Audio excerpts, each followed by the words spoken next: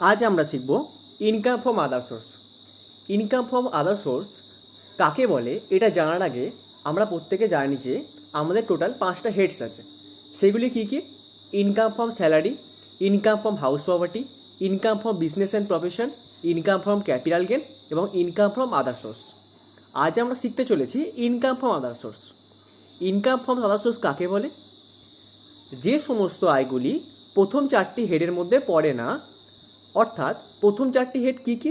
Income from salary, income from house property, income from business and profession এবং income from capital gain.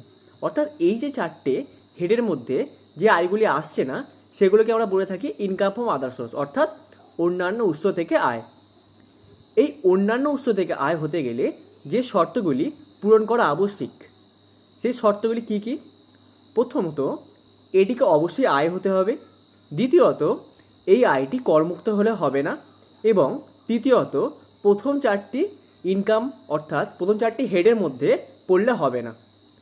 এই 3টে condition যদি fulfil করতে পারে তাহলে আমরা জানবো এটি ইনকাম ফ্রম আদার সোর্সের। উদাহরণ হিসেবে বলা যেতে পারে dividend receive from Indian company, winning from crossword puzzle, winning from lottery, winning from horse race, interest receipt. অর্থাৎ যদি তোমরা বিবেচনা করে দেখো, এই যে ইনকামগুলোর কথা বললাম এই ইনকামগুলি প্রথম 4টি হেডের মধ্যে কোনো মতেই পড়ছে না। তাহলে প্রথম 4টি যখন হেডের মধ্যে পড়ছে না তাহলে এটা কোথায় আসবে? ইনকাম ফ্রম আদার সোর্সে। আমরা তো প্রত্যেকেই জানি যে আমাদের কটা হেড আছে? 5টা হেড আছে। এই 5টা হেডের মধ্যে যখন প্রথম 4টে পড়ছে না তাহলে সেটা কোথায় আসবে? ইনকাম ফ্রম আদার সোর্সে আসবে। এইবার আমরা একটা অঙ্কের মাধ্যমে বুঝে নেব। এইবার আমি একটি অঙ্ক নিয়েছি, সেই অঙ্কটা একটু পড়া যাক। Mister Virat Kohli furnishes the following particulars of his income for the previous year 2022 and 23। First item কি আছে? Income from house property 5000। আমরা প্রত্যেকে জানি আমাদের যে 5টা হেডস আছে তার মধ্যে একটি হেডের নাম হচ্ছে ইনকাম ফ্রম হাউস প্রপার্টি।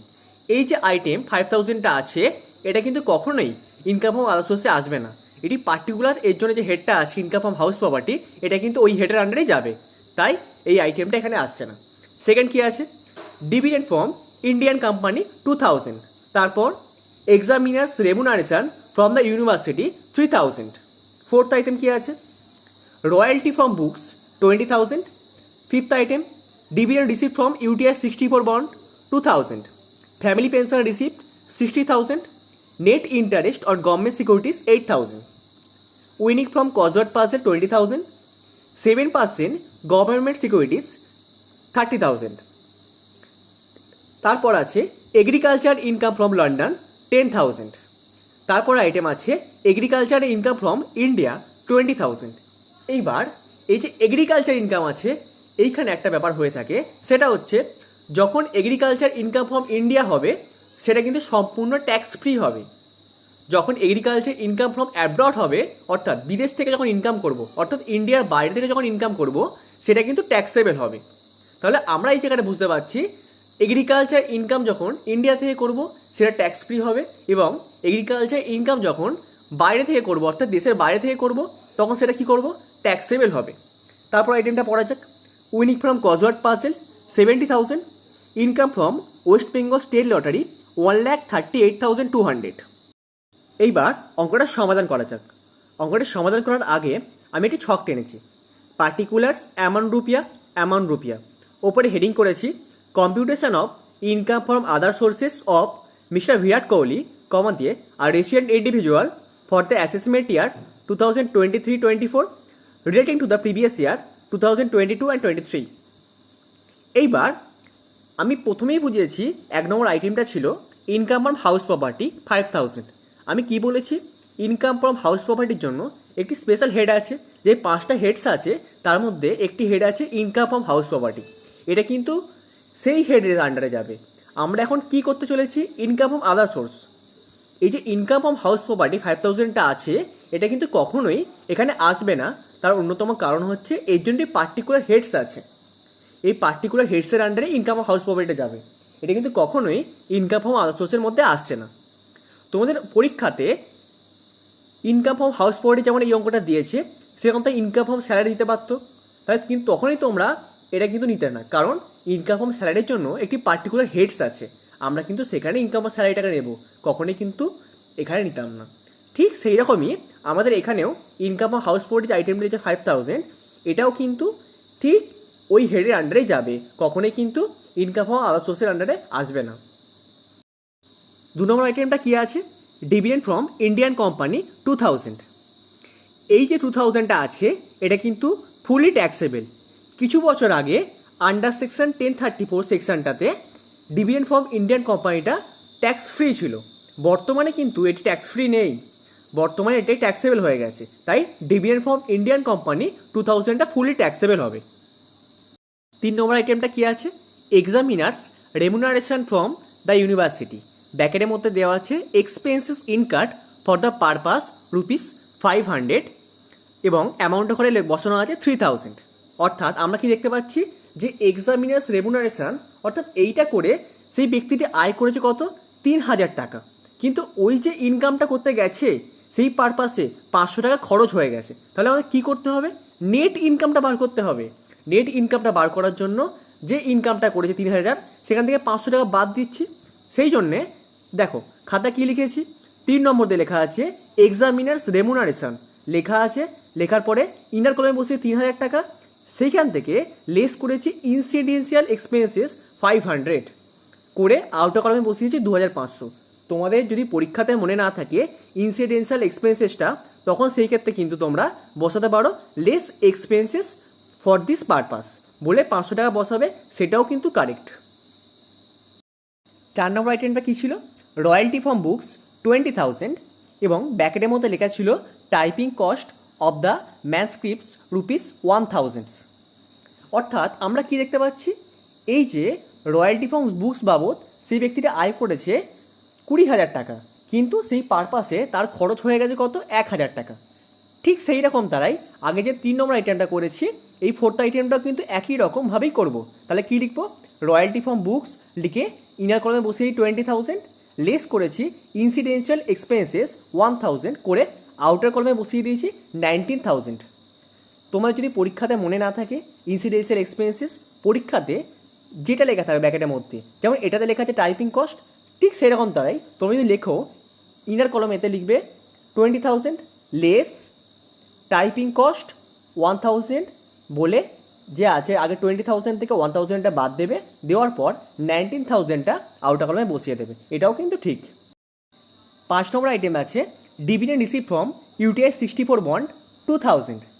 কিছু বছর আগে ডিভিডেন্ড রিসিভ ফ্রম ইউটিআই 64 বন্ডটা আন্ডার সেকশন 1035-এ এটি ছাড়যোগ্য ছিল, বর্তমানে কিন্তু আন্ডার সেকশন 1035 সেকশনটা অ্যাভেলেবেল নেই। অর্থাৎ dividend receive from UTI 64 bond 2000 এটি ফুললি ট্যাক্সেবল। তাই দেখো খাতায় লিখেছি 5 নম্বর দিয়ে dividend receive from UTI 64 bond বলে 2000টা আউটার কলমে বসিয়ে দিয়েছি। 6 নম্বর আইটেমটা কী ছিল? Family pension receipt 60,000। দেখো এই যে ফ্যামিলি পেনশন রিসিপ্টটা আছে, এটার জন্য একটি ক্যালকুলেশন করতে হয়। সেটা কীভাবে করতে হয়? খাতার দিকে দেখো 6 নম্বর দিয়ে কী লেখা আছে? ফ্যামিলি পেনশন 60,000 বসানো আছে, less exemption under section 57 Roman 2A। এর মধ্যে কী দেখতে হয়? দুটো আইটেম সবসময় খেয়াল করতে হয়। কী দেখতে হয়? 1/3 অফ পেনশন রিসিপ্ট আর ম্যাক্সিমাম লিমিট, দুটোর মধ্যে যেটা ছোট সেটা কিন্তু এইখানটায় ছাড়যোগ্য হয়। দেখো তাহলে কী করেছি আমরা? ফ্যামিলি পেনশন রিসিপ্টটা কত করেছি করে ইনার কলমে বসেছি 60,000, তারপর কি করেছি less exemption under section 57 Roman 2A করে লিখেছি lower of the following two. আমি কি বলেছি? ফার্স্ট আইটেমটা কি হয়? 1 নম্বর দিয়ে 1/3 of pension receipt, 1/3 of pension receipt মানে কত? 60,000-এর 1/3, 60,000 1/3 করলে কত আসে? 20,000 টাকা। দেখো 20,000 টাকা বসিয়েছি, আর ম্যাক্সিমাম লিমিট 15,000, এটা কিন্তু সবসময়তে ফিক্সড, ঠিক আছে? তাই এই আইটেমটা কিন্তু সবসময় 15,000 টাকারই বসবে, ঠিক আছে? তাই দেখো 20,000 আর 15,000-এর মধ্যে কোনটা ছোট? 15,000 টাকাটা ছোট, তাই আমরা 60,000 থেকে 15,000 টাকাটা বাদ দিয়েছি, দেওয়ার পর বসিয়েছি আউটার কলমে 45,000 টাকা। এইবার ধরে নাও ফ্যামিলি পেনশন ছিল 9,000 টাকা, তাহলে কি করতাম? 9,000 টাকাটা বসাতাম ফ্যামিলি পেনশন বলে ইনার কলমে 9,000 টাকা বসাতাম, তারপর কি লিখতাম? Less exemption under section 57 Roman 2A, তারপর নিচে লিখতাম lower of the following two. Roman 1 দিয়ে কী লিখতাম? 1/3 অফ পেনশন রিসিপ্ট বলে ব্যাকের মধ্যে কি বসাতাম? 9,000 ইন্টু 1/3, 9,000-এর একের দিন করলে কত আসে? 3,000 টাকা। আর 2 নম্বর দিয়ে কী লিখতাম? Maximum limit 15,000। এইবার তোমরা বলো দুটো আইটেমের মধ্যে কোনটা ছোট, 3,000 না 15,000? 3,000 নিশ্চয়ই। তাহলে আমরা 3,000 টাকা ছাড়যোগ্য পেতাম। তাহলে আমরা 9,000 থেকে 3,000 বাদ দেওয়ার পর যে 6,000 টাকাটা আসতো ওইটা কিন্তু ট্যাক্সেবল হতো। বোঝা গেছে? আশা করি। 7 নম্বরে কী ছিল? Net interest on government securities 8,000, ব্যাকেটের মধ্যে লেখা ছিল আফটার ডিডাকশন অফ টিডিএস 2,000। এইবার এই জিনিসটা কী করতে হয় দেখো, যখন দেখবে এই যে টিডিএস কথাটা উল্লেখ আছে, দেখো লেখা আছে কি আফটার ডিডাকশন অফ টিডিএস 2,000, অর্থাৎ টিডিএসটা কেটে নেওয়া হয়েছে 2,000। তার মানে আমাদের কিন্তু অ্যাকচুয়াল ইনকামটা বার করতে হবে। তাই টিডিএসটা কেটে নেওয়া হয়েছে, তাই ব্যাক করতে হলে কী করতে হবে? অ্যাড করতে হবে। একটি কথা মনে রাখবে সবসময়তে, যখন টিডিএস কথাটা দেখবে সবসময়তে এই ক্ষেত্রে অ্যাড করে দেবে। তাহলে আমরা কী করছি দেখো 7 নম্বর দিয়ে net interest on government securities 8,000 লিখে দিয়েছি। অ্যাড টিডিএস লেখা আছে দেখো 2,000 টাকা, ইন্টার কলমে 8,000 টাকা আর 2,000 টাকা যোগ করলে হয় 10,000 টাকা। এই 10,000 টাকাটা আমি আউটার কলমে পাঠিয়ে দিয়েছি। দেখো 8 নম্বর আইটেমটা কী ছিল? উইনিং ফ্রম কজওয়ার্ড পাজেল 20,000, ব্যাকেটের মধ্যে লেখা ছিল নেট অ্যামাউন্ট। সবসময় মনে রাখবে উইনিং ফ্রম কজওয়ার্ড পাজেল বা লটারি যদি এরম আইটেম থাকে এবং ব্যাকেটের মধ্যে লেখা থাকে নেট অ্যামাউন্ট, সবসময় নেট অ্যামাউন্টটাকে গ্রসে কনভার্ট করতে হয়। কনভার্টটা কত দিয়ে করতে হয়? 100/70 দিয়ে গুণ করলে কনভার্ট হয়ে যায়। দেখো 8 নম্বর আইটেমটার খাতা কী করেছি? উইনিং ফ্রম কজওয়ার্ড পাজেল 20,000 ইন্টু 100/70 করেছি, করে আমার কত এসছে? 28,571। এটা কিন্তু বসিয়েছি। এইবার ধরে নাও উইনিং ফ্রম কজওয়ার্ড পাজেলটা যদি গ্রস অ্যামাউন্ট থাকতো তাহলে কী করতাম? যদি গ্রস অ্যামাউন্ট থাকতো পুরোপুরি এই 20,000টা বসিয়ে দিতাম। কিন্তু যেহেতু আমার এখানে নেট অ্যামাউন্টটা আছে, আমি কি বললাম? নেট থেকে গ্রসে কনভার্ট করতে হয়। কীভাবে কনভার্ট করতে হয়? 100/70 দিয়ে গুণ করে। দেখো আমি সেটাই করেছি। 20,000 ইন্টু 100/70 করেছি, করার পর যে অ্যামাউন্টটা এসছে সেটা আউটার কলমে বসিয়ে দিয়েছি। নম্বর আইটেমটা কী ছিল? 7% গভর্নমেন্ট সিকিউরিটিস 30,000। এটা আমি কী করেছি খাতায় দেখো 9 নম্বর মধ্যে লেখা আছে 7% গভর্নমেন্ট সিকিউরিটিস করে 30,000 টাকা ইন্টু 7/100 করে এসছে 2,100। এটা কিন্তু আউটার কলমে বসিয়ে দিয়েছি। এই যে 7% গভর্নমেন্ট সিকিউরিটিসটা আছে এর কিন্তু ইন্টারেস্ট পোর্শনটাই নেওয়া হয়ে থাকে। তাই আমরা করেছি কি 30,000 টাকা হচ্ছে আসল, তারপর সুদটা কত পাবো? 30,000 টাকা 7%, তারপর সেটাই করেছি 30,000 টাকা ইন্টু 7% করে 2,100 যেটা এসছে এটা আমরা আউটার কলমে বসিয়ে দিয়েছি। নম্বর আইটেমটা কী ছিল? Agriculture income from London 10,000। আমি যখন অঙ্কটা পড়ছিলাম তখন আমি একটা বুঝিয়েছিলাম যে এগ্রিকালচার ইনকাম যদি ইন্ডিয়া থেকে হয় সেটা ট্যাক্স ফ্রি হয়, যদি আমাদের দেশের বাইরে থেকে হয় সেটা কিন্তু ট্যাক্সেবল হয়ে থাকে। লন্ডন অর্থাৎ আমাদের দেশের বাইরে, তাই এই যে এগ্রিকালচার ইনকামটা এটা কিন্তু ফুললি ট্যাক্সেবল। তাই দেখো 10 নম্বরে লিখেছি এগ্রিকালচার ইনকাম ফ্রম লন্ডন বলে 10,000টা আউটার কলমে বসিয়ে দিয়েছি। 11 নম্বর আইটেমটা কী ছিল? Agriculture income from India 20,000। আমি কি বললাম? যদি এগ্রিকালচার ইনকাম ইন্ডিয়া থেকে হয় সেটি সম্পূর্ণ ট্যাক্স ফ্রি হয়ে থাকে। তাই দেখো খাতায় লিখেছি এগ্রিকালচার ইনকাম ফ্রম ইন্ডিয়া বলে আউটার কলমে নীল বসিয়েছি। 12 নম্বর আইটেমটা কি দিয়েছে? Income receive from horse race 50,000, ব্যাকেটের মধ্যে লেখা আছে ট্যাক্স ডিডাক্টেড অ্যাট সোর্স 5,000। আমি কি বুঝিয়েছিলাম? যদি টিডিএস বা ট্যাক্স ডিডাকশনের সোর্স থাকে সেটা সবসময় আমরা কী করে দেবো? অ্যাড করে দেবো।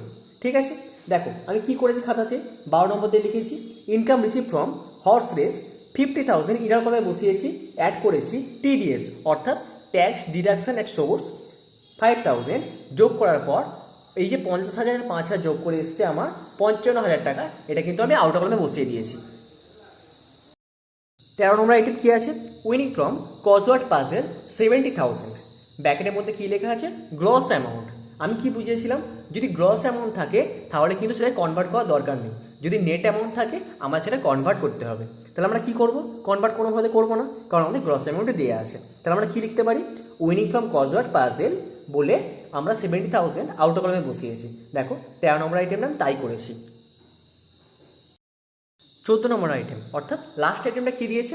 Income from West Bengal state lottery 1,38,200 এবং ব্যাকেটের মধ্যে লেখা আছে নেট এবং টিডিএস 30.9%। এইটা কীভাবে করবো দেখো, এটার জন্য খাতার দিকে দেখো ভালো করে। 14 নম্বর দিয়ে কি লিখেছি? Income from West Bengal state lottery এবং ব্যাকেটের মধ্যে ক্যালকুলেট করেছি 1,38,200 ইন্টু 100 ডিভাইডেড বাই 100 মাইনাস 30.9। এই জিনিসটা কিন্তু সবসময়তে হবে। ধরা যাক যদি আমি আরেকটু বোঝাই, ধরা যাক তোমাদের টিডিএস দিত 40%, তা তখন কী করতে? 1,38,200 ইন্টু 100 ডিভাইডেড বাই 100 মাইনাস 40 করতে। ধরা যাক টিডিএস দিত 60%, তখন কী করতে? 1,38,200 ইন্টু 100 ডিভাইডেড বাই 100 মাইনাস 60 করতে। করার পর যেটা আসতো সেটা বসাতে আউট কলমে। দেখো এই অঙ্কটার ক্ষেত্রে কি দিয়েছে? Income from West Bengal state lottery 1,38,200 এবং টিডিএসটি কত দিয়েছে? 30.9%। তাহলে কী করতে হবে? 1,38,200 করেছি ইন্টু 100 ডিভাইডেড বাই 100 মাইনাস 30.9, এটা ফার্স্ট ব্র্যাকেটের মধ্যে রেখেছি। এইবার ক্যালকুলেট করে আমার বেরিয়েছে 2 লক্ষ টাকা। এই যে 2 লক্ষ টাকাটা বেরিয়েছে এটা আমি আউটার কলমে বসিয়ে দিয়েছি। এইবার 1 থেকে যে 14টা আইটেম করেছি এই প্রতিটা আইটেম আউটার কলমে লেখা আছে। এই আইটেমগুলোকে আমরা যোগ করলাম, যোগ করে আমাদের এসছে 4,46,171। এই যে আইটেমটা এসছে এটা নাম দিয়েছি ইনকাম ফ্রম আদার সোর্স। এই ছিল অঙ্ক। এই অঙ্কটা যদি ভালো করে করো মোটামুটি ইনকাম ফ্রম আদার সোর্সের অনেকটা পার্ট কভার হয়ে গেল। ধরা যাক 90% পার্ট কভার হয়ে গেছে। এই যে প্রবলেমটা করালাম এবং সলিউশনটা করালাম, এই দুটি পার্ট আমি ডেসক্রিপশানে দিয়ে দেবো, এই ডেসক্রিপশান থেকে তোমরা দেখে নেবে।